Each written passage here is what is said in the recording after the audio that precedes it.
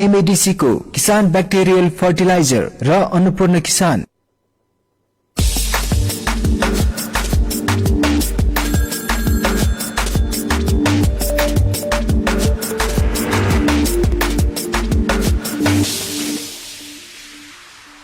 नमस्कार। आलीदेखि थालीसम्म गोरदेखि ओरसम्म आवाज बिनको आवाज यो हो कृषि टेलिभिजन। हामीसँग 24 घण्टा तपाईको साथमा किसानसँग सिधा कुरा अन्तर्गतको कार्यक्रम हेलो किसानमा यहाँहरूलाई हार्दिक स्वागत छ। म हुँ असीम सापकोटा। आज पनि विविध सामग्रीहरूको साथमा यहाँहरूमाझ उपस्थित भइसकेका छौँ। कार्यक्रम अवधिभर हेरेर सुनेर साथ दिनुहोला यो यहाँहरूलाई सुरुवातमै आग्रह गरेका छौँ। हामीले कार्यक्रम हेलो किसानमा विभिन्न विषयवस्तुहरूलाई उठाउँदै हामीले एउटा विषयलाई उठाउँदै त्यो विषयमा सम्बन्धित विज्ञ व्यक्तिहरूको किसानहरूको अनुभव पनि साट्ने गरेका छौँ। आज पनि हामी सोही अनुरूप नै यहाँहरूमाझ उपस्थित भएका छौँ र आज हामीले नेपालमा रैथाने बालीको अग्रपङ्क्तिमा आउने फापर र पछिल्लो समयमा फापरको सेवनको लोकप्रियता अर्थात् आकर्षण पनि बढेको छ, यद्यपि उत्पादन भने घटिरहेको छ। यसलाई उत्पादन बढाउनको लागि के गर्न सकिन्छ र फापरको महत्त्व हामीले पहिले बुझ्नै आवश्यक छ भनेर पनि आज हामीले फापरसँग सम्बन्धित विषयलाई यहाँहरूमाझ राख्ने प्रयास गरेका छौँ। कार्यक्रम अवधिभर पक्कै पनि सुनेर साथ दिनुहोला यो यहाँहरूलाई सुरुवातमै आग्रह गर्न चाहन्छु। र आज हामीले फापरसँग सम्बन्धित विभिन्न विज्ञ व्यक्तिहरूसँग आज हामी पक्कै पनि कुराकानी गर्ने प्रयास गरेका छौँ, जस अन्तर्गत हामीले बाली विज्ञ तथा कृषि तथा वन विज्ञान विश्वविद्यालयका उपप्राध्यापक डाक्टर माधव नेउपानेसँग हामी कुराकानी गर्दैछौँ। यो विषयका जानकार पनि हुनुहुन्छ। त्यसै गरी फापरमै विद्यावारिधि समेत गर्नुभएका हिकास्ट कलेजका अध्यक्ष तथा फापर विशेषज्ञ डाक्टर विनायकराज भण्डारीसँग पनि हामी कुराकानी गर्ने प्रयास गरेका छौँ। त्यसै गरी आज हामीले पहाडी बाली अनुसन्धान कार्यक्रम दोलखामा रहेको छ, जुन अनुसन्धान केन्द्रले कार्यक्रमले चाहिँ विभिन्न खालका यस्तै बालीहरूलाई जुन प्रबन्धनको लागि र संरक्षण गर्ने र किसानहरूलाई थप जागरुक बनाउने काममा पनि सक्रिय भएको छ। पहाडी बाली अनुसन्धान कार्यक्रम दोलखाका संयोजक नारायण धामीसँग पनि हामी कुराकानी गर्ने प्रयास गरेका छौँ र हामीले फापरसँग विशेष जानकार व्यक्ति तथा फापरमै विद्यावारिधि समेत गर्नुभएका राष्ट्रिय कृषि आनुवांशिक स्रोत केन्द्रका वरिष्ठ वैज्ञानिक डाक्टर बालकृष्ण जोशीसँग पनि आज हामीले विशेष कुराकानी गर्दैछौँ र फापरको महिमाको विषयमा र फापरलाई हामीले किन सेवन गर्ने, फापरलाई किन प्रबन्धन र संरक्षण गर्ने भन्ने विषयको विशेष एउटा रिपोर्ट तयार पारेका छौँ। यो रिपोर्ट सुन्छौँ, रिपोर्टभन्दा पछाडि हामी पुनः आउँछौँ। हामीसँगै रहनुहोला। फापर संसारका समशीतोष्ण मुलुकहरूमा खेती गरिने मिथेन्न बाली हो। यसलाई अंग्रेजीमा बकव्हिट भनिन्छ। नेपालको तराई अर्थात् 70 मिटरदेखि उच्च पहाड 4200 मिटरसम्म फापर खेती गर्न सकिन्छ। फापरमा 13.3% प्रोटिन, 1.3% खनिज पदार्थ तथा 3.4% चिल्लो पदार्थ पाइन्छ भने यसमा 71.5% कार्बोहाइड्रेट मध्ये 10% मा पाच्य रेशा हुन्छ। फापरमा औषधीय गुण हुने भएकाले यसको बजारको माग दिन प्रतिदिन बढिरहेको छ। खेती गरिने बालीहरूमा फापर मात्र एक यस्तो बाली हो जसले रुटिन पदार्थहरू बनाउँछ, जुन रक्तकोशिका मजबुत गर्ने रगत बहने रोगको औषधिको रूपमा प्रयोग गरिन्छ। छोटो अवधिमा कम लगानी तथा कम हेरचाहमा पनि यसको उत्पादन गर्न सकिन्छ। कमला पात र मुन्टालाई तरकारीका रूपमा र दानालाई सिधै पकाएर वा पिठो बनाएर विभिन्न परिकारहरू बनाएर खान सकिन्छ। यसको दानाका खोस्टालाई तकिया अर्थात् सिरानी पनि बनाउन सकिन्छ। दाना, मुन्टा तथा पात सबै भागमा रुटिन पदार्थ पाइने हुँदा तरकारीका रूपमा 12 महिना उत्पादन गर्न सकेमा यसको उपभोग बढ्न गई स्वस्थ रहन योगदान पुर्याउँछ। नेपालमा फापरको अनुसन्धान 2030 सालदेखि सुरु भएको मानिएको छ। फापरमा जातीय विविधता धेरै हुनुका साथै उच्च पहाडको खाद्य सुरक्षाको लागि विशेष योगदान भए पनि नेपालमा मिठे फापरको एकमात्र जात IR13 जापानिज लाइन खेतीको लागि केही सालदेखि सिफारिस गरिएको छ। फापरमा कोलेस्ट्रोल नपाइने हुँदा यो स्वास्थ्यका दृष्टिकोणबाट पनि एक उत्कृष्ट वनस्पतीय भोजन हो। फापरमा प्रशस्त मात्रामा खनिजहरू जस्तै जिंक, कपर, म्याग्नेसियम शरीरलाई स्वास्थ्य राख्ने आवश्यक तत्वहरू पाइन्छ। यसका अलावा रुटिन भनिने लाभदायक एन्टिअक्सिडेन्ट पोलिफेनोल फापरमा प्रशस्तै पाइन्छ। तर रुटिनको मात्रा फापरको नुडल्समा पिठोमा भन्दा कम हुने विज्ञहरूको भनाइरहेको छ। फापरमा पाइने तत्वहरूको उपयोगिताको बारेमा धेरै अनुसन्धान पत्रहरू प्रकाशित भएका छन्। फापरको पिठोको अर्को विशेषता भनेको गहुँ वा जौको पिठोमा पाइने ग्लुटेन भनिने प्रोटिन यसमा हुँदैन। त्यसैले फापरको सेवन ग्लुटेन इन्टोलेरेन्स अर्थात् सेलियाक डिजिज हुनेहरूका लागि यो लाभदायक मानिन्छ। अर्थात् यो ग्लुटेन युक्त खानेकुरा पनि हो। फाइबर युक्त फापर कम ग्लाइसेमिक इन्डेक्स भएको खाद्य पदार्थ मध्ये एक हो जुन मधुमेहका लागि निकै लाभदायक हुन्छ। कुन खानेकुरा कति छिटो शरीरभित्र प्रवेश गरेर रगतमा ग्लुकोजको मात्रा बढाउँछ भन्ने कुरा तिनीहरूको ग्लाइसेमिक इन्डेक्सबाट बुझ्न सकिन्छ। एक रिपोर्टका अनुसार फापरको ग्लाइसेमिक इन्डेक्स 35 हो भने गहुँको ब्रेडको 68 मानिन्छ। एक्सपेरिमेन्टल डायबेटिक रिसर्चमा प्रकाशित एक लेख अनुसार टाइप 2 मा मधुमेहका उपचारका लागि ताइवानमा फापर प्रयोग गर्ने गरिएको छ। यसरी फापर मधुमेह रोग नियन्त्रणका लागि लाभदायक खानेकुरा पनि हो। शरीरमा ग्लुकोज तह लगाउने मात्र होइन, फापरको सेवन रगतको कोलेस्ट्रोल घटाउन पनि सहयोगी हुने एक वैज्ञानिक रिपोर्टले देखाएको छ। जापानिज अनुसन्धानकर्ताहरूले मुसामा गरेको अनुसन्धान अनुसार प्रोटिन युक्त फापरको पिठोमा रगतमा कोलेस्ट्रोल घटाउने र पित्तको पत्थरी हुनबाट पनि बचाउने गुण फापरमा हुन्छ। साथै यसको सेवनबाट मोटोपन पनि कम हुन सक्ने उनीहरूको सुझाव रहेको छ। फापरमा पाइने फाइबर ग्लुकोज मेटाबोलिजममा प्रभावकारी हुन सक्छ। भनिन्छ स्वस्थकर जीवन जिउन वयस्क मानिसले 35 देखि 38 ग्राम फाइबरको सेवन दिनहुँ गर्नुपर्छ। एक रिपोर्टका अनुसार एक कप फापरमा 4.5 ग्राम फाइबर पाइन्छ। यसरी फापरको सेवनबाट शरीरले प्रशस्त फाइबर प्राप्त गर्न सक्छ। फापरको सेवनबाट उमेरसँग हुने मानसिक चेतनाको कमीलाई रोक्न सक्ने वैज्ञानिकहरूको अनुमान रहेको छ। यसरी मधुमेह, उच्च रक्तचाप, कब्जियत, मोटोपन घटाउन र स्मरण शक्ति बढाउन फापर खानु लाभदायक मान्न सकिन्छ। फापरको यति धेरै गुण भए पनि यसको सेवन शहरिया समाजमा यदाकदा मात्र पाइएको छ। हाम्रो समाजमा रोटी प्राय उपवास बस्दा मात्रै खाने चलन छ। मिलमा पिनेको धानको भात हाम्रो मुख्य खाना भएको छ। यति बेला भात नखाई कसरी बाँच्ने भन्ने आम धारणा छ र हामीले हाम्रो खाने चामल हाम्रो उत्पादनले नपुगेर आयात गर्नु परेको तिथो यथार्थ पनि छ। फाइबर र फाइटो केमिकलहरू कम तर नुन चिल्लो बढी भएका अस्वस्थकर खानेकुरा, तयारी खानेकुरा, प्याकेटका खानेकुरा खाएर समाजमा रोगीहरूको संख्या भने बढिरहेको छ। यो अवस्थामा आफ्नै देशमा उत्पादन भइरहेको र हुन सक्ने र घरमै पकाएर खान सकिने फापर, कोदोको रोटी खानु स्वास्थ्यका लागि निकै हितकर मानिन्छ। धेरैजसो हामी ढिँडो र रोटी खाएर हुर्केकै हौं। ढिँडो रोटी खान हिचकिचाउनेले फापरको उम्रिएको टुसा अर्थात अंकुर सलादको रूपमा पनि फापरलाई खान सकिन्छ, जुन एन्टीअक्सिडेन्टको धनी भएकाले अझै स्वस्थकर खानेकुरा मानिन्छ। यसको अलावा फापरको पिठोबाट बनेको नुडल्स, कुकिज र मफिन पनि खान सकिन्छ। नेपालमा हालसम्म अनुसन्धान भएका मिठे फापरका जातहरू बाह्रमासे, बाटुले, बिसम, छेन्द्रुक, छोडे, घ्याब्रे, गुलियो, झुसीले, कालो, मदाने, मिठे, मिठी, ओगले, सेतो, सियाचुन, सियाकर, ठुलो, टोटे फापर आदि।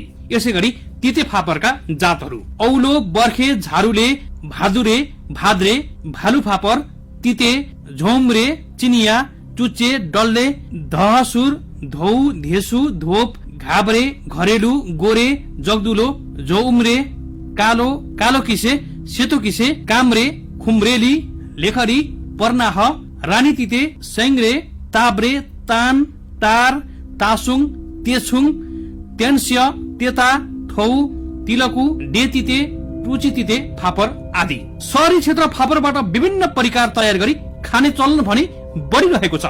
किसानले उत्पादन प्रति चासो नहुँदा वर्षेनी उत्पादनमा भने कमी हुँदै आएको छ। फापर बाली उत्पादनमा सरकारको चासो नहुँदा निकै नै महत्वपूर्ण अन्न बाली लोप हुँदै गएकामा बुढापाकाहरू तथा यसका जानकार विज्ञहरू भने चिन्तित देखिएका छन्। फापर बाली उत्पादनमा चासो नदिँदा फापर बाली लोपोन्मुख अवस्थामा पुगेको छ। पछिल्लो समय युवा पुस्तामा फापरका परिकारहरूको आकर्षण भने बढिरहेको छ।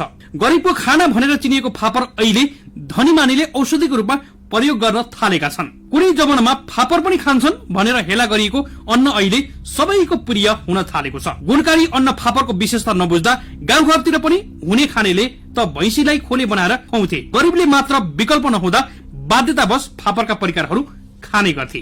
तर त्यो अवस्था आज रहेन। फापर मानव स्वास्थ्यका लागि अति उपयुक्त, लाभदायक, स्वास्थ्यवर्धक खाद्यान्न पनि हो। तर महत्व नबुझ्दा फापर लोप हुने अवस्थामा पुगेको छ। पहिला पहिला हिमाली र पहाडी भेगका प्रशस्त ठाउँमा फापर खेती गरिन्थ्यो, तर अहिले कतै कतै मात्र फापर खेती देख्न पाइन्छ। फापरका विभिन्न जाति भए तापनि नेपालमा तिते र मिठे गरी दुई जातका खेती धेरै हुने गरेको पाइन्छ। फापरमा 24 भन्दा ज्यादा पौष्टिक तत्व पाइने हुँदा यसको लोकप्रियता भने बढ्दै गएको छ। हाल आएर धेरैले यसको महत्व बुझ्न पनि थालेका छन् र चासो पनि लिन थालेका छन्। फापर खाने प्रचलन एसियाबाट सुरु भए तापनि बिस्तारै खाडी देश हुँदै युरोप पुगेको इतिहास छ। नेपाली लोक खानामा फापरका कैयौं परिकार बन्ने भए पनि अहिलेका युवा युवती भने यसबारे जानकारी छैनन्। चाड पर्व मात्र नभई जुनसुकै बेला पनि खाजा वा खानाका रूपमा खान मिल्ने फापर हेपिएको अन्नको रूपमा लिने गरिन्छ। गोडमेल गर्नु नपर्ने, खनजोत गरेर छर्नु मात्रै पर्ने फापर अहिले जानकारका लागि औषधि साबित भएको छ। जापान जस्तो औद्योगिक मुलुकमा सोवाको उत्पादन गरेर विदेशमा समेत निर्यात गरिरहेको छ भने हामीले पनि प्रशस्त फापरको उत्पादन गरी नेपाललाई विश्वको प्रमुख फापर उत्पादक मुलुकको रूपमा चिनाउन सकिन्छ। फाइबर र एन्टीअक्सिडेन्टले भरपूर फापर जस्ता खानेकुराहरूको लोकप्रियता फङ्सनल फुडको रूपमा पश्चिमी मुलुकहरूमा बढेकाले नेपालको फापरले अन्तर्राष्ट्रिय बजारमा नाम र दाम पनि कमाउन सक्छ। कृषि विज्ञहरूको सहयोगमा असीम सापकोटाको रिपोर्ट। हजुर, हामीले फापरको महिमा र फापरको विशेषताको विषयमा रिपोर्ट तयार पारेका थियौँ र रिपोर्ट यहाँहरूले पक्कै पनि सुन्नुभयो र धेरै जानकारीहरू प्राप्त पनि भएको छ। हामीले फापरसँग जानकार विज्ञ व्यक्तिहरूसँग कुराकानी गर्ने तर्खरमा पनि रहेका छौँ र हामीले यस्ता खालका बालीहरूलाई हाम्रा बालीहरूलाई संरक्षण र प्रबन्धन गर्नुपर्छ र उपयोग र उपभोग गर्नुपर्छ। हामीले यसलाई व्यावसायिक रूपमा अगाडि बढाउन सकियो भने चाहिँ हाम्रा स्वास्थ्य पनि हाम्रा मजबुत बन्न सक्छन् र हाम्रा चिजहरूमा केही न केही विशेष गुण रहेको छ। त्यसैले हामीले यस्ता चिजहरूलाई प्रबन्धन गर्नको लागि कुनै पनि कन्जुसाइ गर्नु हुँदैन भनेर पनि हामीले यस विषयलाई आज कार्यक्रम हेलो किसानमा फापर विशेष बनाएका छौँ र हामीले फापरसँग सम्बन्धित विभिन्न जानकार व्यक्तिहरूसँग कुराकानी गर्दैछौँ। साँच्चीकै फापरलाई प्रबन्धन गर्नै पर्ने हो, संरक्षण गर्नै पर्ने हो या अब लोप हुन खोजेको लोप नै हुँदा पनि हुन्छ भन्ने विषयमा पनि हामीले केन्द्रित हुनको लागि पनि आजको कार्यक्रम विशेष बनाउने प्रयास गरेका छौँ। यसैसँग सम्बन्धित विभिन्न जानकार व्यक्तिहरूसँग हामीले कुराकानी गर्ने क्रममा पनि रहेका छौँ। हामीले यदि टेलिफोन लाग्यो भने डाक्टर माधव नेउपानेसँग हामी कुराकानी गर्ने प्रयास गरेका छौँ। उहाँको टेलिफोन अलि अगाडि लागेको थिएन, यद्यपि हामीले उहाँलाई टेलिफोन लाग्यो भने उहाँसँग हामी कार्यक्रमको सुरुवातमा कुराकानी गर्ने प्रयास गरेका छौँ। उहाँलाई टेलिफोन लागिसकेको छ। हामीले कृषि तथा वन विज्ञान विश्वविद्यालयका उपप्राध्यापक डाक्टर माधव नेउपानेसँग कुराकानी गर्ने प्रयास गरेका छौँ। माधव सर, नमस्कार, यहाँलाई स्वागत छ। हजुर, नमस्कार। सर, आज हामीले फापरको सम्भाव्यता, फापरको प्रबन्धन र साँच्चीकै फापरको चाहिँ संरक्षण गर्नु आवश्यक हो त भन्ने विषयलाई हामीले छलफल गरिरहेका छौँ। समग्रमा यहाँले फापर बालीलाई कसरी लिनुहुन्छ? एकदमै राम्रो क्वेसन गर्नुभयो। अहिलेको हामीले फापर वास्तवमा एकदमै संरक्षण गर्ने मात्रै होइन कि यसलाई अब हामीले व्यावसायिक रूपमै गर्न पर्ने अवस्था छ। किन भन्दाखेरि अहिले दिन प्रतिदिन सुगरको पेसेन्टहरू बढ्दो क्रममा छ होइन। सुगरको पेसेन्टलाई पनि अब फापर नभई नहुने, किन भन्दाखेरि यसमा आइरन बढी पाउने भएको हुँदा सुगरको पेसेन्टलाई मात्रै नभएर हाम्रो प्रेग्नेन्ट वुमेनहरूलाई पनि त्यसले धेरै काम गर्ने हुँदाखेरि फापर भनेको अहिले वास्तवमा हाम्रो ह्युमन डायटको लागि नभई नहुने क्रपमै आएको छ होइन। त्यो विषय मैले यहाँ पनि पढाउँछु र त्यसले गर्दाखेरि फापर भनेको वास्तवमा अति इम्पोर्टेन्ट क्रप छ र यसलाई व्यावसायिक रूपमै गर्नुपर्छ भन्ने मेरो धारणा। जस्तो सर अहिले पछिल्लो समयमा एउटा माहौल बनेको जस्तो चाहिँ हामीलाई पनि लाग्छ। यद्यपि फापरलाई हामीले प्रबन्धन संरक्षण गर्नै पर्छ, किनकि धेरै ठाउँहरूमा पहिला फापर हुने ठाउँमा पनि आज लोप हुने अवस्थामा पनि पुगेको छ, जसले गर्दा आज यसको प्रबन्धन र संरक्षण गर्नु आवश्यक छ भनेर पनि हामीले यो विषयलाई उठाएका छौँ। समग्र रूपमा नेपालमा अहिले फापरको अवस्था कस्तो छ सर? फापरको अवस्था वास्तवमा पहिला के हदसम्म ठिक थियो, अहिले बिचमा यो लोपोन्मुख नै भयो होइन। अब फेरि अहिले यो यसको माग बढेको हुँदाखेरि यो केही क्षेत्रमा यसको उत्पादन भइरहेको छ र यसको एरिया त्यति क्षेत्रफल त्यति बढेको छैन र यसलाई बढाउन अति आवश्यक छ र यसको मेन यसको समस्या यसको भेराइटीको नै हो होइन। अहिलेसम्म भेराइटीहरू नेपालले त्यति धेरै निकाल्न सकेका छैन, पाइपलाइनमा मात्र धेरै भेराइटीहरू छ होइन। भनेको रिलिज भेराइटीहरू जस्तो धान, गहुँ, मकैमा जस्तो त्यस्तो भेराइटीहरू किसानलाई एउटा लेभल भनेको उसलाई किसानको लेभलमा पुग्न सकेका छैन क्या। एउटा भेराइटी जात भनौँ न, नेपालीमा जात जस्तो यहाँले जातको कुरा गर्नु भएको छ, जस्तो हाम्रा जातहरू त छन् नि सर, प्रशस्तै छन् नि है? होइन, प्रशस्तै पनि छैनन्, एकदम थोरै मात्रामा छन् र हाम्रा पनि एकदम जात भने रिलिज भएका जातहरू होइनन् होइन। त्यो पनि हाम्रो इन्डियाबाट ल्याएका त्यो भेराइटीहरू हुन् होइन। र अझै पनि अहिले काम अलिकति कताकति भएको छ, एउटा सरले पिएचडी पनि गर्ने हुनुहुन्छ अनि त्यसमा भनेपछि काम अब जस यसको माग बढेको हुँदाखेरि यसको फ्युचर राम्रो छ, भविष्य राम्रो छ र यसमा काम हुनुपर्छ र काम अब जस सरकारले यसमा ध्यान दिनुपर्छ भन्ने मेरो सन्देश छ। अब अलिकति विशेषता र महत्त्वको विषयमा हुन त हामीले केही समय पछाडि फापरमै विशेषज्ञता हासिल गर्नुभएका व्यक्तिहरूसँग पनि हामी केही समय पछाडि कुराकानी गर्छौँ। यद्यपि यहाँको नजरमा अब फापरको महत्त्व र विशेषतालाई दर्शाइदिनुहोस् न सर सटिकमा। फापर को महत्त्व भनेको यसको अब मेन भनेको यसमा अहिलेलाई हामीले नेपालमा अन्डर युटिलाइज क्रप भनेर पढाउँछौँ है। बारले भनेको के अरे यो जौँ, त्यसपछि यो कोदो, अनि त्यसपछि यो फापर, यो तिनवटा क्रपलाई है। त्यसले गर्दा अब यो तिनटै क्रप यति महत्त्वपूर्ण छ नि अहिले नेपालमा। त्यसले गर्दाखेरि यसको अब यसमा के छ भन्दाखेरि चाहिँ अब बार्लेको बकविटको जम्मा क्षेत्रफल अहिले नेपालमा कति छ भन्दाखेरि 10,819 हेक्टर मात्र रहेछ कि। र यसको उत्पादन भनेको 10,870 भनेको एक हेक्टर भनेको 30 कट्ठामा जम्मा 1,000 केजी मात्रै यसको उत्पादन छ कि। भनेको 1 टन पर हेक्टर भन्छ है। त्यसले गर्दा यसको उत्पादन एकदम कम छ। त्यसले गर्दाखेरि हाम्रो किसानहरूले लगाएर त्यति फाइदा नहुने भएर उनीहरूले त्यो गरेछन् है। यसको महत्त्व नबुझेर हो। अहिले यो फापरहरू त यति महँगो भएको हुँदाखेरि अब लगायो भने फापर लगाउन यति सजिलो छ। फापर लगाउनलाई अरू बारीलाई जस्तो त्यस्तो खासै केही दुःख पनि छैन। जस्तो माटोमा पनि हुने जस्तो तपाईँको माटोमा पनि यो फापर लगाउन सकिँदैन होइन।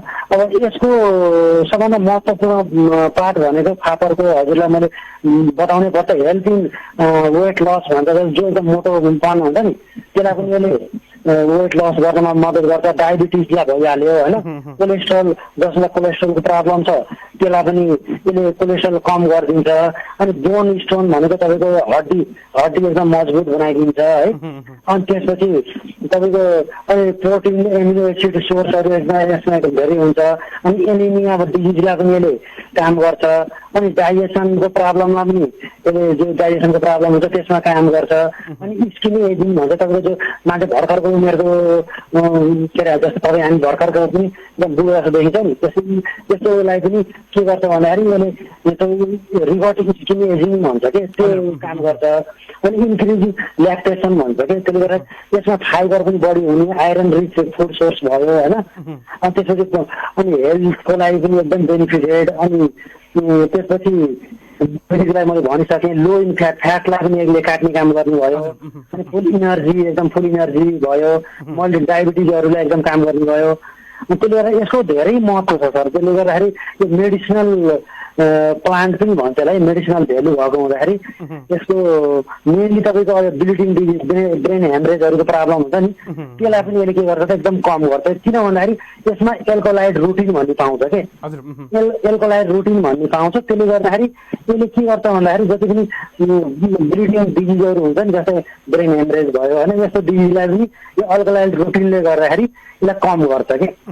यसको महत्त्व त एकदमै छ होइन।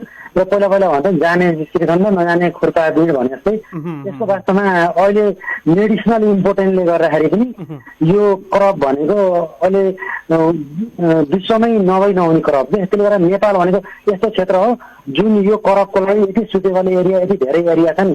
यता पहाडतिरको क्षेत्रफल जहाँ हामीले कुनै अरू खेती गर्न सकिँदैन यस्तो क्षेत्रमा पनि यो फापरको खेती एकदमै सफलतापूर्वक हामीले गर्न सकिन्छ।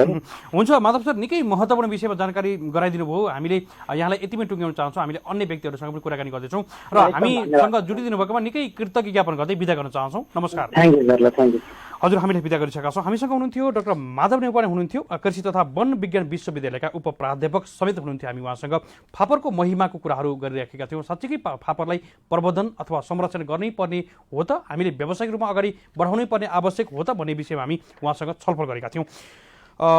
एक्सपेरिमेन्टल डायबेटिक रिसर्चमा प्रकाशित एक लेख अनुसार टाइप 2 अर्थात् टाइप 2 अलिकति सिक्वेन्स बढिसकेको मधुमेहका उपचारका लागि ताइवानमा फापरको प्रयोग गर्ने गरिन्छ, अर्थात् फापरबाट उपचार गर्ने गरिन्छ। यसरी फापर मधुमेह रोग नियन्त्रणका लागि लाभदायक भएको खानेकुरा पनि हो, जसको शरीरमा ग्लुकोज तह लगाउने मात्र होइन, फापरको सेवनले रगतको कोलेस्ट्रोल घटाउन पनि सहयोगी हुने वैज्ञानिकहरूको रिपोर्टले समेत देखाउने गरेको छ। त्यसैले हामीले फापरको उपयोगिता, त्यसै गरी फापरको विशेषता, फापरको महत्त्वलाई यति बेला हामीले दर्शाइराखेका छौँ। यहाँहरूले यति बेला हामीलाई कृषि टेलिभिजनको राष्ट्रिय च्यानल मार्फत लाइभमा देशैभर एकैसाथ हेर्दै हुनुहुन्छ भने हाम्रो अफिसियल फेसबुक पेज कृषि टेलिभिजनबाट पनि यहाँहरूले एकैसाथ हेर्दै हुनुहुन्छ र मेरो पर्सनल आइडीबाट पनि यहाँहरूले हेर्दै हुनुहुन्छ र धेरै कमेन्टहरू मैले यति बेला प्राप्त पनि गरेको छु। र हामीले यदि उचित लाग्यो भने र यहाँहरूका जुन मार्गदर्शक खालका कुराहरू केही अथवा प्रश्नहरू केही भयो भने हामीले कुराकानी गरेका अतिथिहरूसँग केही जिज्ञासाहरू भयो भने यहाँहरूले राख्न सक्नुहुन्छ। मैले पक्कै पनि वाचन गर्नेछु, यो यहाँहरूलाई जानकारी गराउन चाहन्छु। र हामीले अगाडि भने जस्तै अन्य व्यक्तिहरूसँग पनि जोडिने क्रममा रहेका छौँ। हामीले टेलिफोन लगाउने क्रममा रहेका छौँ। डाक्टर विनायक राज भण्डारी अहिले हिकास्ट कलेजका अध्यक्ष समेत हुनुहुन्छ र फापर विशेषज्ञ समेत हुनुहुन्छ।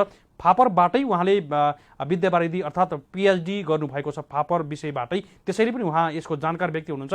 हामी उहाँसँग पनि यो विषयमा कुराकानी गर्ने प्रयास गरेका छौँ। त्यसै गरी हामीले पहाडी बाली अनुसन्धान कार्यक्रम दोलखाका संयोजक नारायण धामीसँग पनि हामी कुराकानी गर्ने प्रयास गरेका छौँ। उहाँहरूले विशेष गरी पहाडी बाली अनुसन्धान कार्यक्रम अन्तर्गत पहाडमा हुन सक्ने यस्तै खालका रैथाने बालीहरू कोदो फापर लगायतका अन्य बालीहरूलाई समेत प्रबन्धनको लागि उहाँहरूले कार्यक्रम गर्दै हुनुहुन्छ र साँच्चीकै फापरको लागि उहाँहरूले के गर्दै हुनुहुन्छ भन्ने खालको अपडेट पनि हामीले यति बेला यहाँहरूलाई दिने प्रयास गरेका छौँ।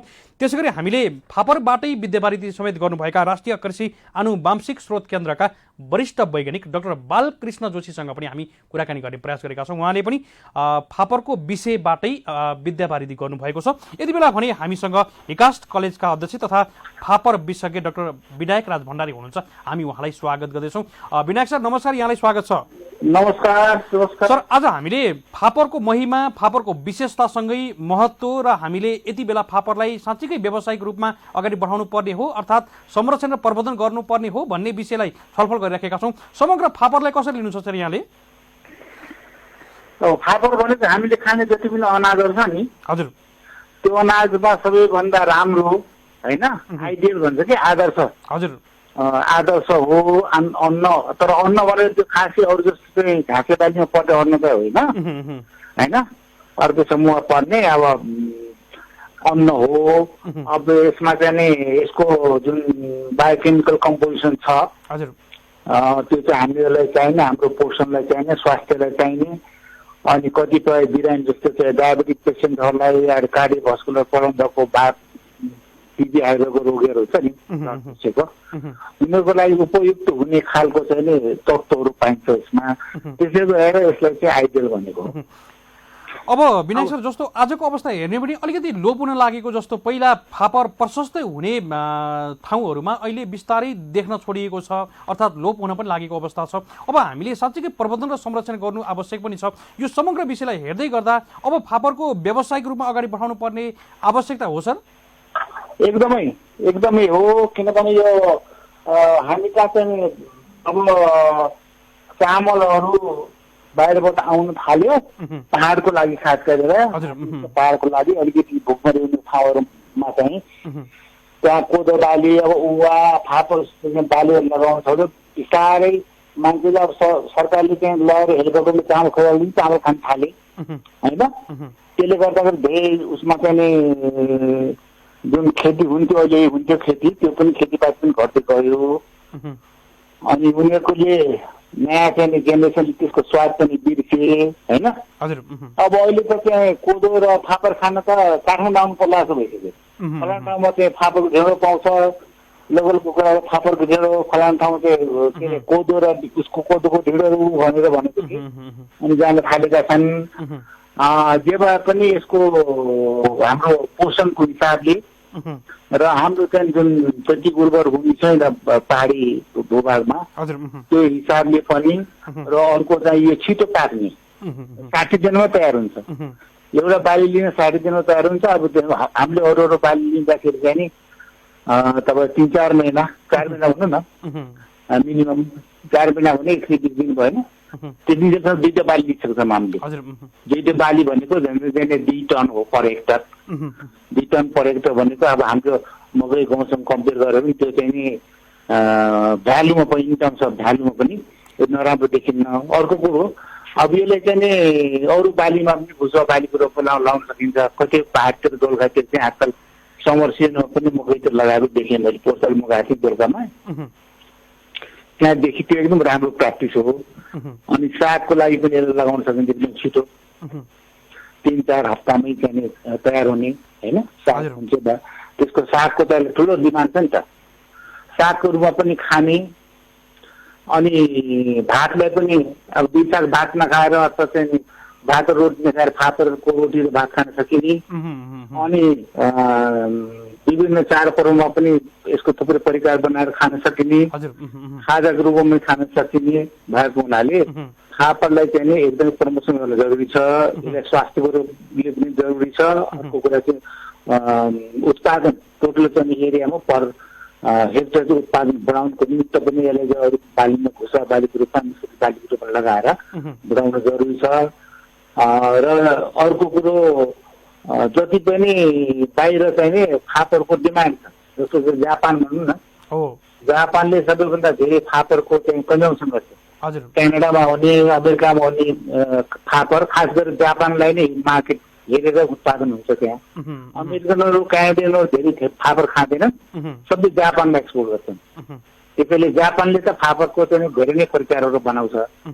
उनको नुडल्स चाहिँ शोभा भन्छ, जापानिजहरूले चाहिँ धेरै मन पराउने। त्यसैबाट पनि उनीहरूको जापानिजको आयु कति लामो छ भने फापर एक छाक त खाएकै हुन्छ उनीहरूले। विभिन्न चाहिँ रूपको परिकार भन्छ। अब हाम्रो त फापरको के भयो भने परिकारहरू धेरै बनाउनु चलाउनु पाएन हामी त। खालि फापरको पिठो बनायो, पिठोको रोटी खाने, रोटीसँग एउटै खालको खाँदा नमिठो पनि हुने होइन, दिक्क लाग्ने हुन्छ नि त। त्यसले गर्दा त्यो सम्बन्धीमा स्थानीय जनतालाई त्यो एक प्रकारको तालिम होइन, त्यसमा चाहिँ टिभीहरूले अहिलेको चाहिँ सोसियल मिडियाले एकदम राम्रो भूमिका खेल्न सक्छन्। त्यो गर्नु जरुरी देखिन्छ। र सरकारले पनि आफ्नो चाहिँ कार्यक्रममा यो चाहिँ हामीले यसलाई चाहिँ हामीले भन्दा पनि एफएओले संयुक्त राष्ट्रसङ्घको फुड एन्ड एग्रिकल्चर अर्गनाइजेसन छ नि, त्यसले चाहिँ फापर उवा अब यस्तोलाई चाहिँ चिनो, हाम्रो नेकेड बार्ली जस्तोलाई चाहिँ नि नुस नेग्लेक्टेड एन्ड अनयुटिलाइज क्रप स्पेसिस भन्छ कि, अहिलेसम्म हामीले बालीमा उपेक्षित गरिएको र कम महत्त्व दिएको बाली नालीमा पर्छ। तर भ्यालु, न्युट्रिसनल भ्यालु र इन टर्म्स अफ रुटिज पनि हाई छ। त्यसैले यसलाई चाहिँ प्रमोसन गर्नुपर्छ। र यो चाहिँ हाम्रो जुन सस्टेनेबल डेभलपमेन्ट गोल छ, सस्टेनेबल डेभलपमेन्ट गोल भनेको दिगो लक्ष्य, दिगो विकासको जुन लक्ष्य छ, दोस्रो 2 नम्बरको, यो चाहिँ संसारबाट भोकमरी हटाउने र पोषण बढाउने होइन भन्ने उसमा चाहिँ लक्ष्य छ। त्यसको लागि पनि यसलाई चाहिँ प्रमोसन गर्न जरुरी थियो। हुन्छ डाक्टर साहब, निकै महत्त्वपूर्ण विषयमा जानकारी गराइदिनु भयो। हामी धेरै आभारी छौँ। यहाँलाई कृतज्ञता ज्ञापन गर्दै बिदा गर्न चाहन्छौँ। नमस्कार। Okay, thank you very much. हजुर, हामीले बिदा गरिसकेका छौँ। हामीसँग हुनुहुन्थ्यो डाक्टर विनायक राज भण्डारी हुनुहुन्थ्यो। उहाँ चाहिँ हिकास्ट कलेजका अध्यक्ष, त्यसै गरी फापर विशेषज्ञ समेत हुनुहुन्थ्यो। हामी उहाँसँग फापरको महिमाको विषयमा छलफल गरेका थियौँ। डाक्टर साहबले भने जस्तै जापानमा जुन ब्रान्डिङको रूपमा गरिएको छ, जुन फापर सोवाको रूपमा सोवा भन्ने गरिन्छ र सोवाको उत्पादन गरेर चाहिँ विदेशमा समेत निर्यात गरेका छन्। धेरै देशहरूमा चाहिँ जापानले निर्यात पनि गरिराखेको छ भने हामीले पनि प्रशस्त फापरको उत्पादन गरेर विश्वको प्रमुख फापर उत्पादकको रूपमा हामीले पहिचान गराउन सक्छौँ कि नेपाललाई भन्ने खालको सन्दर्भ पनि उहाँले पनि प्रसङ्ग जोड्नु भएको छ। हामीले अगाडि रिपोर्टमा पनि भनेका थियौँ।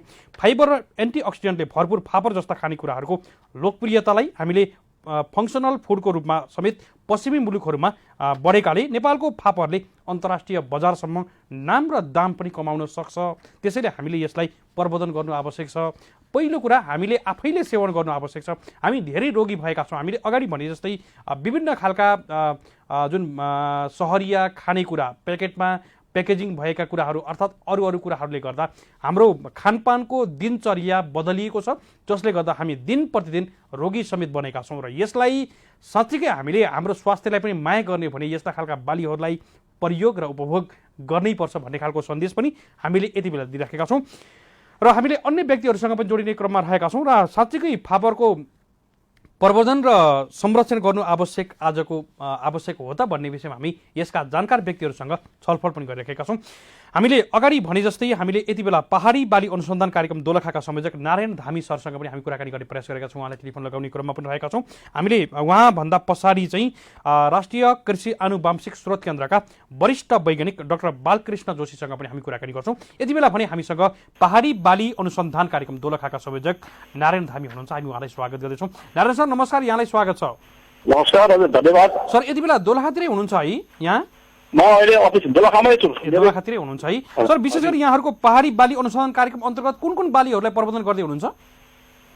हाम्रो पहाडी बाली अनुसन्धान कार्यक्रम भन्नाले सबभन्दा न्यून प्रयोजनीय बाली भन्नाले हाम्रो चाहिँ कोदो, फापर, जौँ, लट्टे, चिनो, कागुनो प्लस जुडेलो सम्बन्धी हामीले अहिले अनुसन्धान र विकासको काम गरिरहेका छौँ र यी बालीहरू मध्येमा हाम्रो प्रायोरिटीमा अहिले खास गरेर कोदो, जौँ र फापर प्लस गट्टेलाई चाहिँ अहिले हामीले प्रायोरिटीको रूपमा चाहिँ विकास गर्ने र अनुसन्धान गर्ने काम गरिरहेका छौँ। सर, अब फापरकै कुराकानी गरौँ। आज हामीले फापरकै विषय उठाइराखेका छौँ।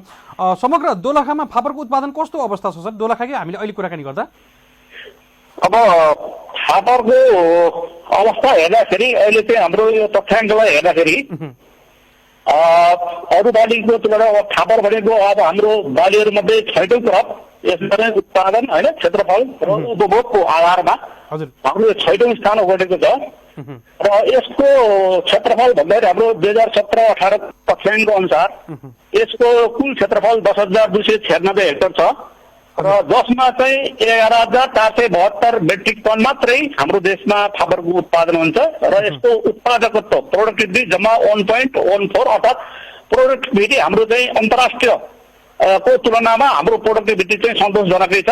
अन्तर्राष्ट्रियको प्रोडक्टिभिटी यही नै हो र चाहिँ अब हाम्रो देशमा विश्वमा चाहिँ फापरका जम्मा 16वटा प्रजातिहरू पाइन्छन्। ती 16वटा प्रजातिहरू मध्ये हाम्रो नेपालमा 4वटा प्रजातिहरू छन्। ती 4वटा प्रजातिहरू मध्येमा चाहिँ हाम्रो मिठे फापर र तिते फापर भन्ने 2वटा प्रजातिहरू हाम्रो अनुसन्धान प्लस हाम्रो खेतबारीमा पाइन्छ, खेती गरेको पाइन्छ।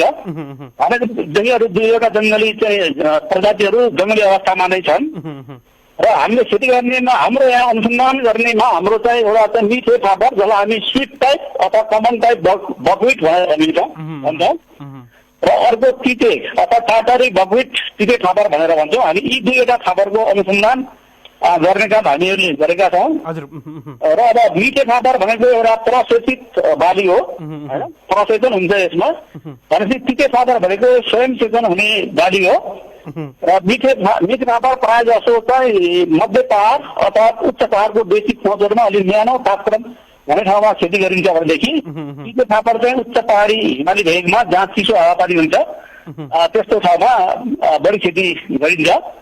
र अब अवस्था हेर्दाखेरि मिठे फापरको अवस्था हेर्दाखेरि अहिले चाहिँ हाम्रो यसको महत्त्वले गर्दाखेरि अलिकति तराई क्षेत्रमा पनि चितवन, नवलपरासी, झापा होइन मकवानपुरमा पनि अहिले यसको खेती सुरु गरिएको छ र हामीले गर्ने भनेको अब हाम्रो यस पहाडी बाली अनुसन्धान कार्यक्रमले यी बालीहरू सम्बन्धी गर्ने भनेको मुख्यतः हामी रिसर्च होइन, जातीय विकास र यस सम्बन्धी खेती प्रविधिहरू विकास गर्ने हो र हामी यो गर्ने क्रममा हामीहरूले चाहिँ अहिले हाम्रो यो फापरको उत्पत्ति चाहिँ चाइना भएको हुनाले हाम्रा धेरै जसो लोकल ल्यान्ड रैथाने जातहरू पनि चाइनाको सिमानाका जिल्लाहरू भनौँ हिमाली जिल्लाहरूमा बढी मात्रामा यस्ता प्रजातिहरू पाइन्छन् र त्यो भएर हामीहरूले अहिले चाहिँ उच्च पहाड तथा मध्य पहाडलाई फोकस गरेर हामीहरूले यहाँ यी 2वटा बाली सम्बन्धी अनुसन्धान गरिरहेका छौँ र त हामीले यसलाई चाहे जति हाम्रो सीमित स्रोत र साधन साथै जनशक्तिको अभावको कारणले गर्दाखेरि हामीले जति फर्को मार्नु पर्ने यसको अनुसन्धानमा हामी त्यो गर्न सकिरहेका छैनौँ। यो हामीले स्वीकार नै पर्छ र प्लस हामीले मात्र नभएर हाम्रो नेपाल सरकारले पनि यसलाई चाहिँ एउटा प्राथमिकताको बालीमा नराखेर अलिकति अपहेलित बाली, यो अपहेलित बाली भन्नाले सरकारबाट पनि अपहेलित, हामी अनुसन्धानकर्ताहरूबाट पनि अपहेलित र उपभोगकर्ताहरूबाट पनि अपहेलित, सबैबाट अपहेलित बाली हो। तर यसको महत्त्व चाहिँ सायद हामीले नबुझेर हामीले चाहिँ यसरी अपहेलना गरेको होला र हामीले रिसर्च गर्ने क्रममा हामीले विभिन्न देशका विभिन्न ठाउँहरूबाट हामीले यिनीहरूको जन प्लाजमहरू कलेक्सन गर्ने, तिनीहरूलाई सार्वत्रिकरण गर्ने, तिनीहरूको मूल्याङ्कन गर्ने र गर्दै क्रममा अन्तिममा गएर चाहिँ अलिकति प्रोमाइजिङ टाइपको भेराइटी आयो भने हामीहरूले चाहिँ हाम्रा बाह्य अनुसन्धान स्थलहरूमा किसानहरूकै खेतबारीमा किसानहरूकै सहभागितामा हामीहरूले ती जातहरूलाई चाहिँ भेरिफिकेसन भ्यालिडेसन गर्छौँ र प्लस अब जब हामीहरूले त्यति गरिसकेपछि कृषकहरूले मन पराएपछि ती जातहरू राम्रो देखिएपछि हामीहरूले त्यसलाई सिफारिसको लागि हामीहरूले प्रपोजल तयार गरेर गर्छौँ र साथसाथै यी बालीहरूको बीज वृद्धि अथवा स्रोत बिउ उपलब्ध गराउने र यी जातहरूको संरक्षण, जातीय संरक्षण गर्ने जिम्मा चाहिँ हाम्रो पहाडी बालीकै हुन्छ र हामीहरूले अहिले चाहिँ यीहरूको चाहिँ जात विकास गर्ने र स्रोत बिउ उत्पादन गर्ने, प्रजनन बिउ र मूल बिउ उत्पादन गर्ने कार्यक्रम हामीहरूले गरिरहेका छौँ। साथसाथै यी किसानहरूलाई अर्थात् विभिन्न किसिमका स्टेक होल्डरहरूलाई, सिड कम्पनीहरूलाई, कोअपरेटिभ्सहरूलाई, फार्मास ग्रुपलाई अथवा होटेलहरूलाई अथवा बेकरीहरूलाई हामीहरूले प्रत्येक वर्ष कम्तीमा पनि एउटा तालिम हामीहरूले फुड डाइभर्सिफिकेसन, खाद्य विविधीकरण सम्बन्धी तालिमहरू पनि हामीले दिन्छौँ। र यो बालीहरूको नेपालमा मुख्य गरेर यी बालीहरूको बिउ सप्लाई गर्ने जिम्मा हाम्रो कार्यालयले मात्रै लिएको छ। र मैले अहिलेसम्मको मेरो अनुभवमा र अहिलेसम्म हाम्रो यो कोदो फापरको बिउ उत्पादन गर्ने, जसरी धान गहुँ मकैको चाहिँ बिउ उत्पादन गर्ने विभिन्न सङ्घ संस्थाहरू छन्, सिड कम्पनीहरू छन्, तर यी बालीहरू सम्बन्धी बिउ उत्पादन गर्ने कुनै पनि अहिलेसम्म मैले त्यस्तो देखेको छैन। हामीसँग लगेको बिउ स्रोत बिउ पनि कहाँ जान्छ, के गर्छ, त्यो साइकल जुन साइकल पुरा गर्न पर्ने मूल बिउ होइन, प्रमाणित बिउ अथवा उन्नत बिउ साइकल पुरा गर्नुपर्ने, त्यो साइकल पुरा भएको देखिँदैन।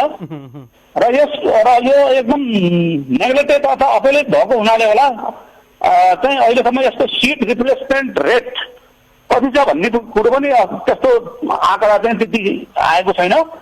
मुख्यतः हामी बाहेक अरू कसैले पनि, कुनै पनि सिड कम्पनीले भनौँ, कोअपरेटिभहरूले भनौँ, यसको बिउ सप्लाई गरेको तथ्याङ्क चाहिँ देखिँदैन। र त्यही भएर मैले चाहिँ सिङ्गो हामी यो पहाडी बाली मात्रै चाहिँ यस्तो बिउको सप्लायर हो। त्यही भएर हामीले चाहिँ अब यसको काम भनेको यसको प्रमोसनको लागि भनेर हामीले गरिरहेका काम भनेको त्यही हो। हामीहरूले चाहिँ यसको भ्यालु चेनको लागि अर्थात् यसको बजारीकरणको लागि पनि हामीहरूले कहिले काहीँ गोष्ठीहरू गर्ने होइन, वर्कसप गर्ने कामहरू गरेका छौँ। र यति महत्त्वपूर्ण बाली हुँदाहुँदै पनि हामीहरूले यसलाई चाहिँ निकै हेरेको दृष्टिकोणले हेर्ने गरेका छौँ। र अहिले आएर महत्त्वको कुरा गर्ने नै हो भने होइन, यो जतिको छोटो पिरियडमा एकदम कम मलिलो जग्गामा, थालिएको जग्गामा, कम मेहनतमा उत्पादन हुने अरू कुनै पनि अन्न बालीहरू छैनन् होइन। र साथै यो छोटो समय उत्पादन र अर्को सबभन्दा महत्त्वपूर्ण पक्ष भनेको यो फापर बालीमा चाहिँ एउटा एकदम महत्त्वपूर्ण हाम्रो चाहिँ उच्च रक्तचापको लागि अर्थात् डायबिटिसको लागि होइन, मुटु रोगको लागि जुन एउटा तत्त्व रुटिन भन्ने तत्त्व पाइन्छ, त्यो अत्यन्तै महत्त्वपूर्ण तत्त्व यो बालीमा पाइन्छ होइन। यति महत्त्व यो बाली र जुन हाम्रो फापरहरू चाहिँ हामीले चाहिँ यदि राम्रो तरिकाले यसको उत्पादन गर्न सक्ने, बजारीकरण गर्न सक्ने हो भने हामीले इन्टरनेसनल उसमा पनि हामीले यसलाई औषधि प्रदानको लागि पनि फापरहरू एक्सपोर्ट भएको देखिन्छ। जस्तो भन्दाखेरि हामीले यदि 10 ग्राम हामीले फापर खायौँ, उपयोग गऱ्यौँ भने 2 मिलिग्राम रुटिन भन्ने तत्त्व पाइन्छ, जुन असाध्यै मधुमेह रोगको लागि, उच्च रक्तचापको लागि अत्यन्तै महत्त्वपूर्ण हुन्छ। र मैले दुई किसिमको फापर भने, यो फापरमा पनि तिते फापर अझ मेडिसिनल भ्यालुको लागि तिते फापर निकै महत्त्व हुन्छ। र मिठे फापरको तुलनामा तिते फापर मानव कि रुटिनको मात्रा मिठे फापरमा भन्दा तिते फापरमा 10 देखि 100 गुणा बढी पाइन्छ। तर मेडिसिनल भ्यालुको लागि हामीले तिते फापर खानामा तितो भए तापनि यो चाहिँ मेडिसिनल युजको लागि अत्यन्तै महत्त्वपूर्ण मानिन्छ। र अझ महत्त्वपूर्ण हुन्छ, मैले एउटा अझ यदि सरहरूको समय भयो भनेदेखि मैले एउटा सानो कविता भनौँ कि गीत भनौँ कि त्यस्तो पनि लेखेको छु मैले। हुन्छ सर, हुन्छ त्यो मैले वाचन गर्ने मौका पाएँ, म वाचन गरौँला। हुन्छ सर, हुन्छ। अझ यसको महत्त्व जस्तो अब प्रोटिन भनौँ 11% मिठे फापरमा 11% प्रोटिन पाइन्छ भनेपछि तिते फापरमा 13% प्रोटिन पाइन्छ। त्यसैले मिठे फापर भन्दा तिते फापर को महत्त्व चाहिँ पौष्टिक तत्त्वको हिसाब किताबले हरेक चिजहरू, क्याल्सियम, कार्बोहाइड्रेट सबै चिजहरू, कार्बोहाइड्रेट बाहेक अरू चिजहरू चाहिँ तेल, रेसा, खरानी, आइरन, क्याल्सियम, फस्फोरस सबै चाहिँ मिठे फापरमा भन्दा तिते फापरमा बढी पाइन्छ। त्यही हामीले मिठे फापर हाम्रो उपभोक्ताहरूले चाहिँ मिठोको लागि खानुहुन्छ, किन तिते फापर तितो हुन्छ, तर त्यसको महत्त्व चाहिँ बुझ्नु पर्यो हाम्रा उपभोक्ताहरूले। हामीले यति कामहरू गरिरहेका छौँ। नारायण यहाँले कविता अथवा केही छ भन्नुभएको थियो है, फापरको विषयमा हो जानकारी? हजुर, फापरको विषयमा हुन्छ, सठिक राखिदिनु सर। हुन्छ म सुरु गरौँ? हुन्छ सर, हुन्छ। ल म सुरु गरेँ है त। हस्। पहिले मलाई हजुर किनको गन्थ्यो नि, त्यसो बेला मलाई त कुअन्न भन्थ्यो नि, खाइहेर ममा पाइने रुटिन र प्रोटिन, औषधि सेवन गर्नु पर्दैन, सुगर प्रेसर सुध्रिन। मलाई जला हाली मकै धान रोप्छौ, चित्तैमा फलिदिँदा मलाई किन हेर्छौ, हिमालयको गरिब किसान मैले नै हो पाउने, तिमीले भने मेरो इज्जत सधैँ नै हाल्ने। कति रोप्छौ मकै गहुँ, कति रोप्छौ धान, धेरै बाँच्न मन छ भने मलाई पनि मान। मलाई हजुर भिरपाको धनबालीलाई सिममा, सुगर प्रेसर रोगीको मैले लिन्छु जिम्मा। अरू बाली जस्तै हजुर मलाई राख हेक्का, हिमाल पहाड पाल्ने हजुर मैले लिन्छु ठेक्का। एकातर्फ मेरो नाम, अर्कोतर्फ भाले, बल्ल मलाई होटल साउले सम्मान गर्न थाले। जसले देख्छ मेरो ढिँडो उसको होटल चल्छ, ढिँडो खाने मानिसहरूको स्वस्थ शरीर बन्छ। मलाई साह्रै हेप्छन् हजुर भाते वरिष्ठले, मेरो मूल्य बुझेका छन् घुम्ने टुरिस्टले। होटलमा खान्छन् हजुर ढिँडो कुखुरा मासु, ढिँडो खाने ज्वाइँ पाएर खुसी भइन् सासु। त्यही राजीको ढिँडो हजुर, त्यही राजीको साग, अब भने हाम्रो हजुर बढ्दै जान्छ माग, बढ्दै जान्छ माग भन्नु। निकै महत्त्वपूर्ण विषय जानकारी सँगसँगै यहाँले जुन साहित्यिक रचना कविता मार्फत पनि यहाँले यो जानकारी गराइदिनुभयो। हामी धेरै आभारी छौँ, यहाँलाई कृतज्ञ ज्ञापन गर्दै बिदा गर्न चाहन्छौँ। मलाई ठुलो मौका दिनु, यसमा धेरै धेरै आभार प्रकट गर्दछु कृषि टिमलाई। हुन्छ सर, नमस्कार। हजुर, हामीले बिदा गरिसकेका छौँ। हामीले पहाडी बाली अनुसन्धान कार्यक्रम दोलखाका संयोजक नारायण धामी, विशेष गरी उहाँले कविताकै माध्यमबाट फापरको महिमाको चर्चा पनि गर्दै हुनुहुन्थ्यो र यथार्थ पनि छ र फापरलाई हामीले पक्कै पनि मान्नै पर्छ, गर्नै पर्छ र फापरलाई ठान्नै पर्छ भन्ने खालको सन्देश दिएर उहाँ बिदा भइसक्नु भएको छ। कुराकानीमा जोड दिनुभएकोमा उहाँलाई निकै आभार प्रकट गर्न चाहन्छौँ। हामी छोटो विश्राममा जाने पालो हुँदैछ। विश्रामभन्दा पछाडि खण्डमा पुनः आउँछौँ, हामीसँगै रहनुहोला।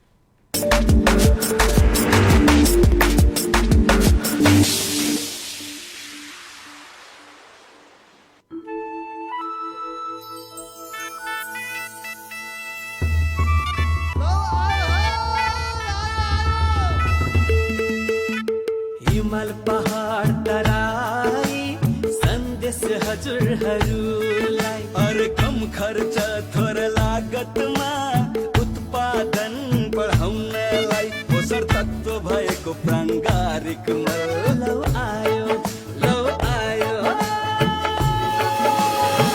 के आयो किएलाई पोखै छुवला कथिएलाई किसान बायो ब्याक्टेरियल अर्ग्यानिक फर्टिलाइजर। वैज्ञानिक प्रविधिद्वारा तयार पारिएको किसान बायो ब्याक्टेरिया तथा बायो ब्याक्टेरियल अर्ग्यानिक फर्टिलाइजर प्रयोग गरी उत्पादन बढाऊ। अहिलेको यस संकटमा अहोरात्र खटिएर निस्वार्थ भावले जनताको सेवा गर्ने सबैमा ग्लोबल आइएमए बैंक हार्दिक नमन गर्दछ। यो विपदको समय हो, तपाईँ हामी सबै मिलेर यसको सामना गरौँ। घरभित्रै बसौँ, महामारी विरुद्धको लडाईँ जितौँ। विश्व स्वास्थ्य संगठन र नेपाल सरकारको निर्देशन पालना गरौँ। संकटको सारथी सबैलाई ग्लोबल आइएमए बैंकको साथ। ग्लोबल आइएमए बैंक, सबैका लागि बैंक। प्रस्तुत छ नेपालको फास्टेस्ट 4G, बेटर कभरेज तपाईँ जहाँ भए पनि, हाई स्पीड इन्टरनेट निरन्तर सम्पर्कमा रहन, फास्ट डाउनलोड्स अझ धेरै खोजी तथा जिज्ञासा मेटाउन। Nepal telecoms new 4G LTE, faster the speed, more the fun you have. सुचारू गर्न डायल गर्नुहोस् *444# नेपाल टेलिकम, राष्ट्रको सञ्चार। प्रस्तुत छ कृषिको विशेषज्ञ महिन्द्रा युभो, जसमा छ शक्तिशाली इन्जिन जसले दिन्छ प्रति घण्टा धेरै काम। 15 गियर्स अर्थात् अब हुन्छ सबै काम छिटो, अनि आधुनिक हाइड्रोलिक्स जसले गर्छ उत्कृष्ट काम। नयाँ युगको महिन्द्रा युभो, धेरै छिटो उत्कृष्ट। महिन्द्रा युभो 1 वर्षको साथको लागि समस्त ग्राहकहरूलाई हार्दिक धन्यवाद ज्ञापन गर्दछ।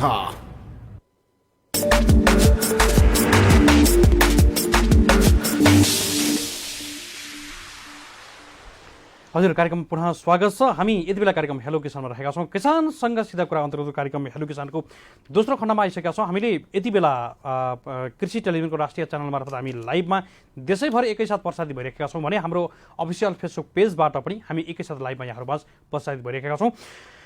धेरै कमेन्टहरू मैले प्राप्त गरिरहेको छु। हामीले आज फापरको महिमा, फापरको विशेषता, फापरको संरक्षण र प्रवर्धन गर्नु आवश्यक छ भनेर विषयलाई उठाइराखेका छौँ। हामीले यसका जानकार विभिन्न व्यक्तिहरूसँग हामी छलफल पनि गरिरहेका छौँ।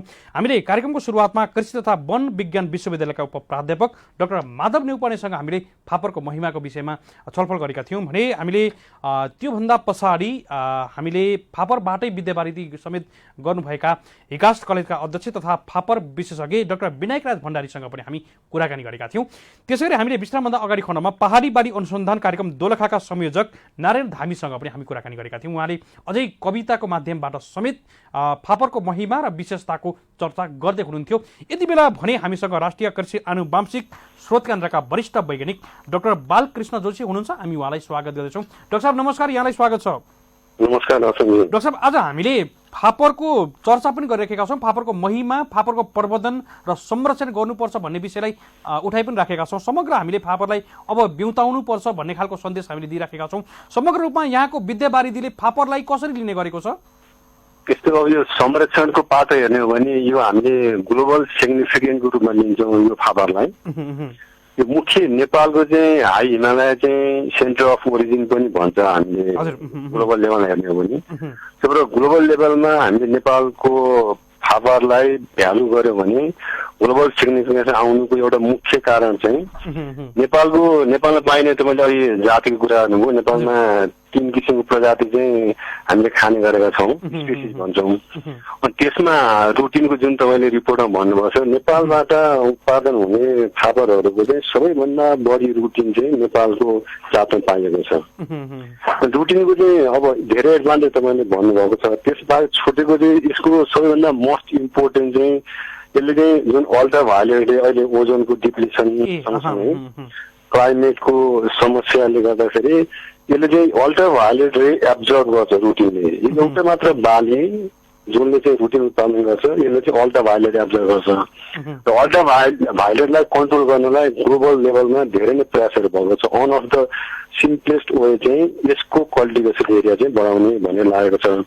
अनि यो ग्लोबल सिग्निफिकेन्स भएको हुनाले नै हामीले 5 वर्ष अगाडि चाहिँ ग्लोबल इन्भाइरोमेन्ट फन्ड फेसिलिटी भन्ने एउटा छ, त्यसले फन्डिङ पनि गरेको थियो। यो क्रप चाहिँ ग्लोबल सिग्निफिकेन्स भएको हुनाले त्यही भएर ग्लोबल लेभलमा हामीले हेर्ने हो भने यो चाहिँ सिग्निफिकेन्ट क्रप धेरै देखियो। र अर्को एउटा यसको इम्पोर्टेन्स चाहिँ जस्तो मान्छे त हाई अल्टिट्युडमा बसिरहेको छ, अनि हामी विदेशी अथवा हामी लोवर ल्यान्डमा बसेको मान्छे हाई अल्टिट्युडमा गयो भने त्यहाँ लाग्छ नि जुन हामी हाई अल्टिट्युड सिकनेस लाग्यो भन्छ नि। एउटै एडभान्टेज चाहिँ अर्को के छ भन्दा यो यसले अक्सिजन स्ट्रेस इन्भाइरोमेन्टमा तपाईँको बडीलाई ब्यालेन्स गरिदिन्छ। त्यो भएर ग्लोबल सिग्निफिकेन्स के भयो भन्दा तपाईँ जहाँ अक्सिजन, जस्तो अहिले कोभिड-19 लिङ्क गर्न चाहन्छु म, यो रिसर्च फाइन्डिङ चाहिँ भएको छैन। कोभिड-19ले गर्दाखेरि मान्छेहरूले मास्क चाहिँ अलिकति अनिवार्य जस्तो गरियो, लाउनै पर्यो नि त। अनि मास्कले गर्दाखेरि बडीलाई चाहिने अक्सिजन चाहिँ पर्याप्त मात्र नभएको र अक्सिजन स्ट्रेस भएको फिलिङ चाहिँ अहिले मार्केटमा आएको छ।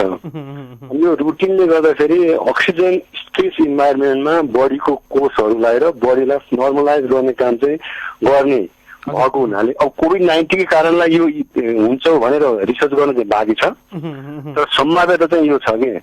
त्यही भएर यो विभिन्न दृष्टिकोणले हेर्दाखेरि नेसनल र ग्लोबल सिग्निफिकेन्स देखिएको हुनाले यसलाई संरक्षण गर्नुपर्छ। र यसको स्टाटस चाहिँ अहिले हेर्ने हो भने ग्लोबल लेभलमा धेरै नै माथि आएको छ। तपाईँ जापानिज रिपोर्ट हेर्नुभयो भने जापानको लाइफ एक्सपेक्टेन्सी हाई हुनुको चाहिँ पार्सियल कन्ट्रिब्युसन यो बकविटको भनेर भन्छ उनीहरूले, शोभा भनेर।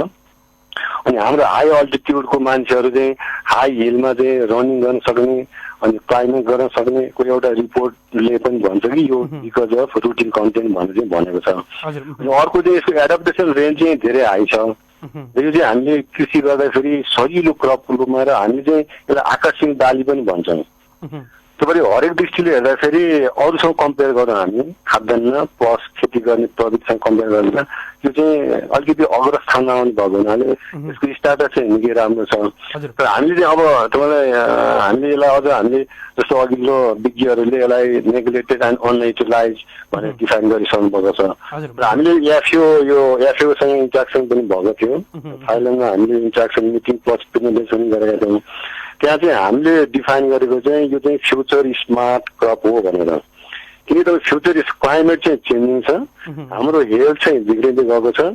यो दुईटैले पर्सपेक्टिभलाई हेर्ने हो भने हामीले अरू कमोडिटीसँग कम्पेयर गर्यो भने यो फापर चाहिँ सम्भवतः नम्बर 1 आउँछ र रिसर्च गर्ने हो भने नम्बर 1 आउँछ। त्यो भएर यसलाई चाहिँ फ्युचर स्मार्ट क्रप बनाउन सकिन्छ भन्ने हिसाबले हो। र अर्को नेपालको ब्युटी भनेको तपाईँले अहिले त्यो किसीको कुरा गर्नुभयो, भाते फापर। भाते फापर चाहिँ वर्ल्डमा नेपालको चाहिँ जस्तो डोल्पा चाहिँ हट स्पट हो। तपाईँले ग्लोबल लेभलमा हेर्नुभयो भने हाम्रो डोल्पा जिल्ला चाहिँ हट स्पटको रूपमा लिइन्छ यो बकविट डाइभर्सिटी। र ग्लोबल लेभलको तपाईँको बकविटको एक्सपर्टहरूको भिजिट त्यो ठाउँमा गरिएको छ हिस्ट्रीलाई हेर्ने हो भने। त्यसको एडभान्टेज महत्त्व छुट्टै छ। अनि त्यो चाहिँ त्यहाँको त्यो किसे र किसे अन्त त्यहाँ लोकल भाषामा किसे भन्छ। त्यहाँ चाहिँ 2 थरी छ, रातो किसे, कालो किसे, सेतो किसे, 3 थरी हुन आउँछ। अनि त्यो किसे जात चाहिँ संसारमा इन्डिया र चाइनामा चाहिँ रिपोर्टेड छ, तर जुन डाइभर्सिटी हाम्रो नेपालमा छ नि त्यो लेभलमा चाहिँ अन्य देशमा छैन। र तपाईँले हेर्नु हो भने हाम्रो नेपालको जिन जम प्लाज्माहरू बाहिर थुप्रै देशमा, जापानले चाहिँ जेनेटिक लेभलमै जस्तै यो भाते फापरको महत्त्व तपाईँले जुन हस गर्न हामीले यो बाहिरको बोक्रा निकाल्न एकदम गाह्रो छ क्या, जुनसुकै फापरको नि। अनि भाते फापरको चाहिँ सहिलो छ। अनि जापानिजहरूले त्यसको जेनेटिक स्टडी गरेर अनि त्यो जिन चाहिँ उनीहरूले त्याग गरेको छ। मैले भन्नु खोजेँ पोटेन्सियल के देख्यो भन्दा हामीले जिन पनि हामीले एक्सपोर्ट गर्ने पोटेन्सियल छ कि भन्ने एउटा क्वेसन चाहिँ हो। यसलाई रिसर्चबाट गर्न र कमर्सियलाइज गर्न, मेटलाइज गर्न बाँकी छ। तर हामीले चाहिँ त्यो पनि एउटा अप्सन चाहिँ यसमा देखिन्छ। तर यसको चाहिँ भ्यालु चाहिँ उच्च स्तरीय छ। तर हामीले चाहिँ नेग्लेक्ट गरौँ। अहिले चाहिँ फ्युचर स्मार्ट क्रप भनेर आएको छ। र हामीले जोड चाहिँ एउटा केमा गरेका छौँ भन्दा जस्तो डोल्पा चाहिँ हट स्पट भन्यो।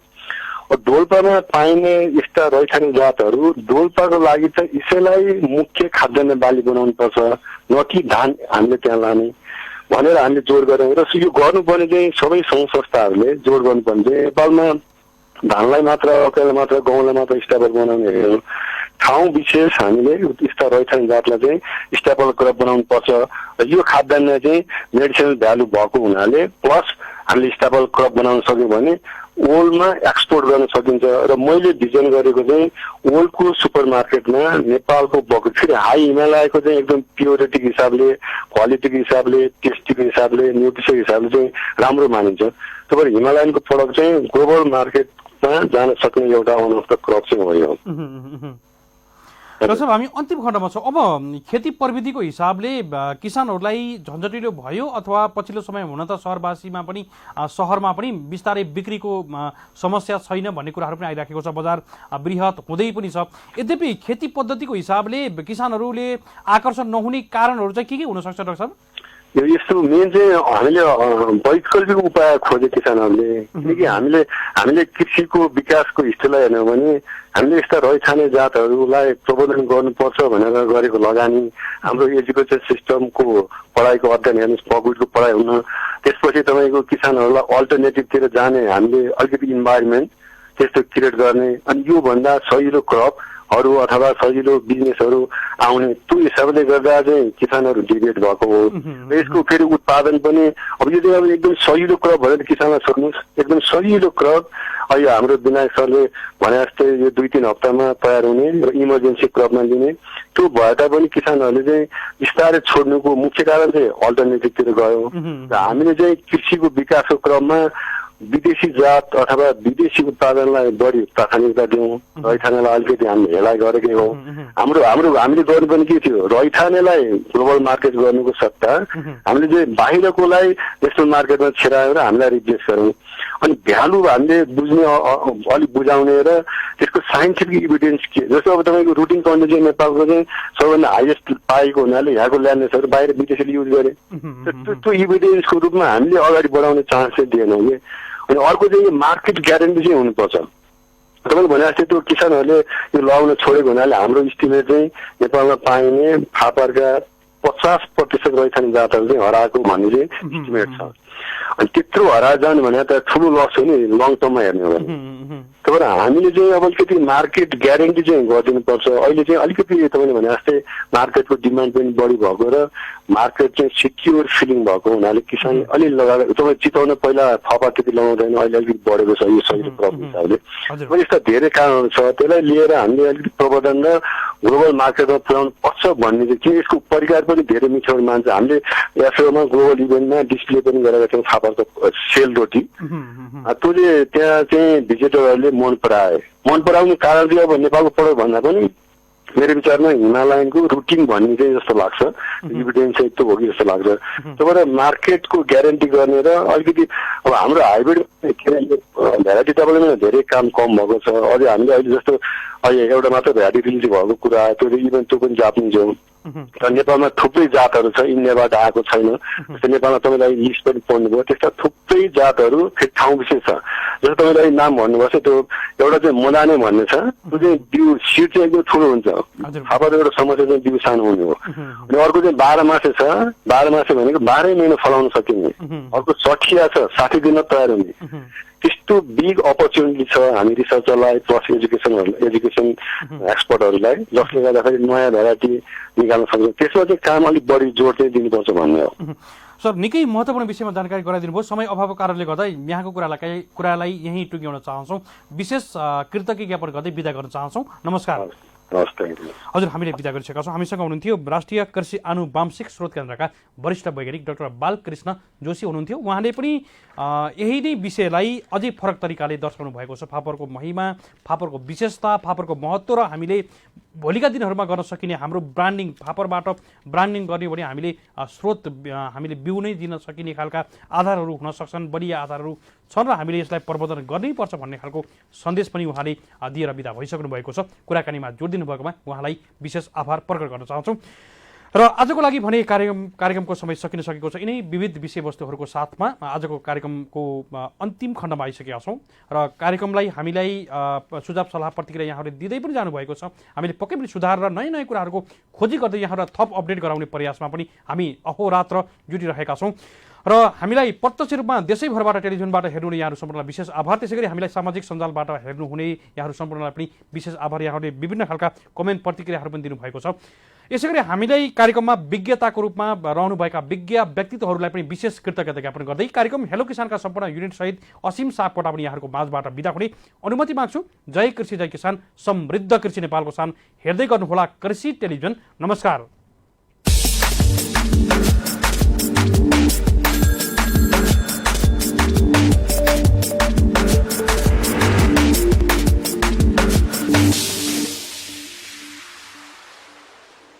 स्पोन्सर बाय IMADC को किसान बैक्टेरियल फर्टिलाइजर र अन्नपूर्ण किसान।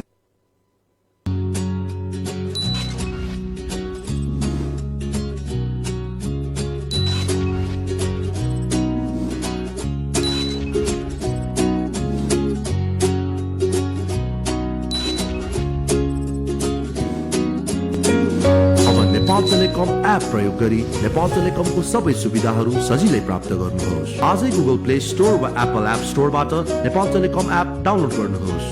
नेपाल टेलिकम, राष्ट्रको सञ्चार। आदरणीय महानुभावहरू, विगत 5 वर्षदेखि व्यावसायिक तरकारी खेती गरेर मैले तरकारी खेतीमा आमूल परिवर्तन ल्याउन सफल भएकी छु। उचित कृषि प्रविधिको अवलम्बन गर्दै मौसमी तथा बेमौसमी तरकारीको व्यावसायिक खेती गरेर मैले पनि स्वदेशमै प्रशस्त आमदानी गरिरहेको छु। कृषि विषयमा मास्टर डिग्रीसम्मको अध्ययन पूरा गरिसकेपछि म पनि व्यावसायिक रूपमा तरकारी खेती गर्दै आइरहेको छु र 8-10 जना युवाहरूलाई रोजगारी समेत दिइरहेको छु। 5 वर्ष अघि सानो लगानीबाट मैले सुरु गरेको तरकारी खेती अहिले व्यावसायिक कृषि फर्ममा रूपान्तरण गर्न म सफल भएको छु। यो पेसाबाट म पूर्ण रूपमा सन्तुष्ट छु। हामी जस्ता युवाहरूले आफ्नो श्रम र सिपलाई सही सदुपयोग गर्दै आधुनिक तरिकाले तरकारी खेती गर्ने हो भने रोजगारीका लागि कोही पनि युवा अब विदेशिनु पर्ने छैन, यो मेरो विश्वास हो। आउनुहोस् युवा, जोश र जाँगरलाई यही माटोमा मिलाऊ। तपाईँ हामी जस्ता युवाहरू